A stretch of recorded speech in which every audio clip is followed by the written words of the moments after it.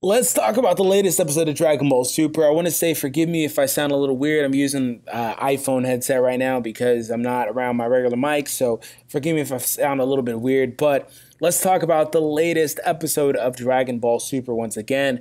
And I will say that this episode was really fun, especially in the last like few minutes of the episode. It was really fun. Now we get to see the feats of Merge Zamasu. Now it's interesting too because Merge Zamasu he's a fun character because he names his attacks, right? Like not many characters actually name every single one of their attacks, and unless the subs were funny that I saw, I mean, actually never mind, that doesn't matter anymore. They're Crunchyroll subs. Shout out to Crunchyroll for that, and all the other sites that are now doing that and funny, and the dub and all that stuff. By the way, if you're interested in the Dragon Ball Super dub, I personally am not because I'm not going to sit there and watch all those episodes again.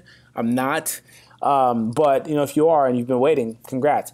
But yeah, so basically, once again, he named all his attacks, which I thought was freaking epic. But we see Goku and Vegeta basically fighting against Merge Zamasu and getting their butts handed to him. Like, you kind of expected that, right? Like, they kind of play up on how celestial he is and how omnipotent Merge Zamasu is. And they really put over the fact that he's a god and he's a godly being, with godly essence. And he's got a halo and all this stuff. And he's got white light and, God's light and all that stuff. Like, all the metaphors and all that in there, they really want you to understand that he has reached basically the pinnacle of godly power. In fact, I believe there's something in there, like a line from Supreme Kai or Kaioshin, whatever you want to say, and he says something to that effect that this is basically a new level of God, something like other gods can't really fathom and stuff like that. He says something like that. I don't know the exact terminology, but him and Gowasu have dialogue, and it gets to something of that nature. But they really put over that Zamasu is a godly being,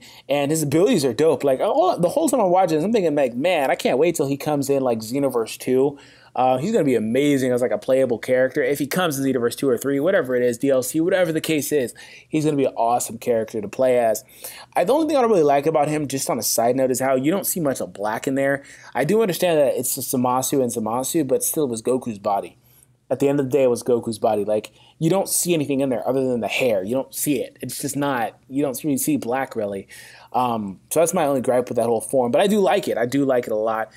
These guys are fighting. They're getting knocked back. You get all the constant dialogue. Oh, we're not going to give up. And, the normal hopelessness that you would get. So I'm not going to get too deep into the actual verbiage that they use and whatnot. So I didn't really want to talk about that today. But, they get into the fighting. And from there, what happens is we flash back to Trunks. Now, Trunks is taking Mai and Bulma to safety.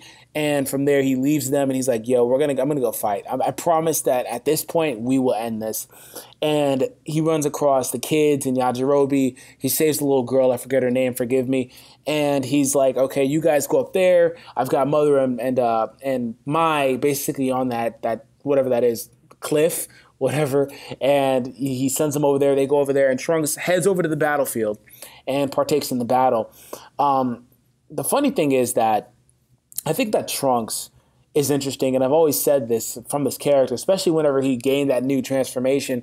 Trunks is basically, at this point, fighting back Merge Zamasu, and it seems like he's doing it a little bit too easily, in my opinion. And it's not to say that Trunks has the upper hand, but it just seems like he was overpowering him a little bit more than the other two were. Now, they did have a line there saying that Trunks is basically raging out, which is totally plausible as a reason as to why he did a little bit better. But I thought it was interesting. And then from here, we get into a beam struggle, and Trunks is pushing it back. And I'm like, bro, Trunks is doing well with the Gallic Ho, the Gallic Gun. And Vegeta pops in out of nowhere like, bro, don't give up. And they have a father-son Gallic Gun. I was like, this is by far the best part of this episode. Hands down, the father-son Gallic Gun. All they needed was Kid Trunks to pop in there. It would have been a little weird because it's not the same as the father-son coming out with all three of them, with Goku, Gohan, and Goten, because obviously they're different people, and Kid Trunks would be a kid, yes, but he'd be different. Obviously, he's the same person, so it would be a little weird, but still, that's all they needed. But it was still really awesome seeing the dual Gallic Gun push back Merge Zamasu's sphere thingy that he shot at them, which was really awesome. I did enjoy that. And towards the end of the episode, all those guys basically get beat up. Merge Zamasu's like, okay, I'm done with this. He sends blasts at them. Vegeta acts as a father. And once again, Vegeta development, hands down. He is a totally different character than Z. I love everything about Vegeta and Super. Humbled guy, completely different guy. He carries himself differently. He cares about his kin and his friends. Even he cares about Goku, even though he tries to act like he doesn't. And what he does for his son is he takes the shot, basically like taking a bullet. He took a bullet for his son, and Vegeta's incapacitated. You know, he's out. His armor's broken off. He's base form. He's done. And I thought that was just such a it was glossed over. It was really fast. I thought it was a very impactful moment for Vegeta because Trunks is like, oh my God, Dad. And it was just awesome seeing that. It really was.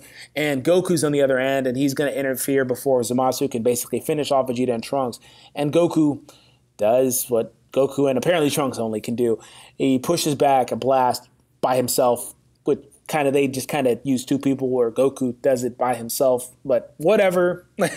Okay. And it's funny too, because I mean, you know, Vegeta's stronger than Goku is at this point due to the training he did. So it's like, it's kind of weird, but maybe Vegeta's weakened. I don't know.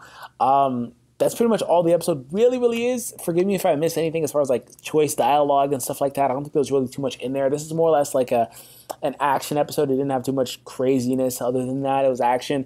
I think that the best part was seeing the father-son Gallic Gun. I did enjoy seeing Trunks' form again. It's a fun form. I do like it. I just wish they would give us an explanation for it. But let's go ahead and talk about the next episode. I'll drop a review or a preview this week. It wouldn't be anything crazy because there's not anything crazy with that preview. But Vegito. Spoilers, Vegito. It's kind of a little late, whatever. Vegito's coming.